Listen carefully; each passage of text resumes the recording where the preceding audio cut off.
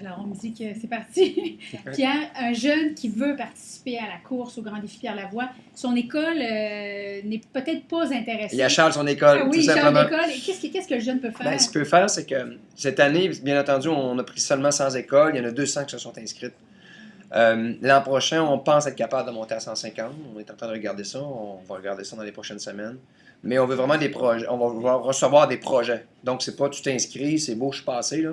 C'est plutôt, on va recevoir des projets d'implication. Parce qu'il y a 30 jeunes qui courent, qui représentent leur école. Mais il y a des écoles qui ont impliqué 80, 100 élèves. Il y en a qui ont impliqué leur communauté dans leurs défis. Donc, si on veut amplifier le mouvement, donc l'école devra... Ça prend des engagements. Oui, comme les cyclistes. Hein? Et donc, ils devront nous démontrer qu'ils sont prêts à aller beaucoup plus loin que 30 élèves.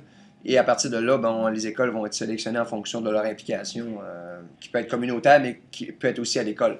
Il y a un moment vraiment touchant dans le documentaire. Il y a un jeune qui vit un moment difficile. Il y a Ouais. un souffle au cœur, ou bref, une crampe, Ouais. peu importe. Il dit, moi, j'ai pensé à Pierre Lavoie, qui lui aussi a vécu des épreuves difficiles. Ça m'a motivé. Ouais. Comment tu te sens quand tu entends un jeune Ben, dire ça de toi? Il me fait penser à moi quand je fais mes Ironman, je pense à mes enfants. T'sais, souvent, quand ça va vraiment mal, parce que c'est pas toujours rose dans une course comme dans les Ironman qui durent toute une journée. Là. Mm-hmm. Moi, je pensais toujours à Raphaël, parce que quand mon fils était à Sainte-Justine, il a passé tout l'hiver à Sainte-Justine, il y avait des moments de détresse, des moments où le cœur montait.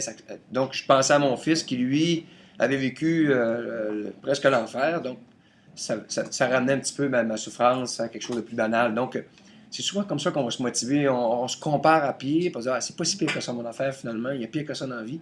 Et là, ça nous permet de continuer. Là. Donc, c'est un peu comme ça que les gens réussissent à se motiver par passer à travers des épreuves ou des défis. Là. Un effet contagion à partir de la douleur. Donc, il a fait exactement ce qu'il fallait faire. Il a trouvé quelque chose à quelque part qui motivation. Une motivation à se dire, il y a quelqu'un qui vit pire que moi, donc je peux continuer là.